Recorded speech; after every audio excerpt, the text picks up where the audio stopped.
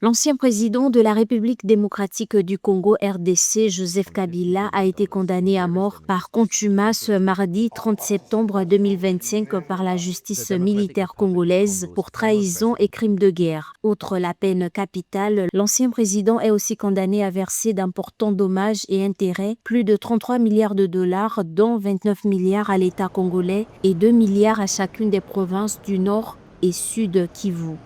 Ces procès, mais surtout ces verdicts, marquent une rupture et un point de non-retour entre les deux anciens partenaires, Félix Tshisekedi et Joseph Kabila. L'époque où le président Félix Tshisekedi disait qu'il n'allait pas fouiner dans le passé est complètement révolue.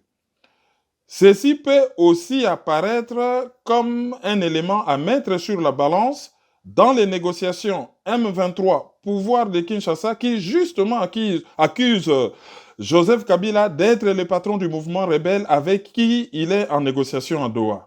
Joseph Kabila n'était ni présent ni représenté à son procès à Kinshasa, accusé par le gouvernement congolais de collaborer avec le Rwanda et le groupe rebelle M23 depuis sa résurgence en novembre 2021 après 10 ans d'inactivité. Des allégations que l'ex-président continue de nier. Cependant, il a exprimé son soutien aux rebelles dans un éditorial du Sunday Times en février.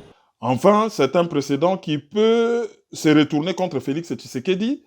Les anciens présidents congolais et sénateurs à vie ne sont plus protégés par quelque immunité que ce soit. Ce dossier a montré aussi au monde entier certaines insuffisances de la justice congolaise qui a traité un dossier aussi lourd avec beaucoup de légèreté.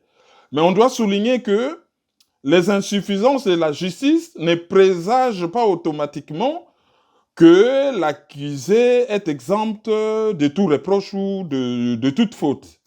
On l'aurait mieux jugé, que ça serait mieux pour tout le monde. En exil depuis 2023, l'ex-chef de l'État congolais est revenu à Goma en mai 2025 et a dénoncé la dictature du gouvernement de Kinshasa suite à la levée de son immunité parlementaire. Selon certains experts, sa condamnation est perçue comme une tentative d'entraver son retour politique et d'affaiblir l'opposition. Sa localisation actuelle reste inconnue.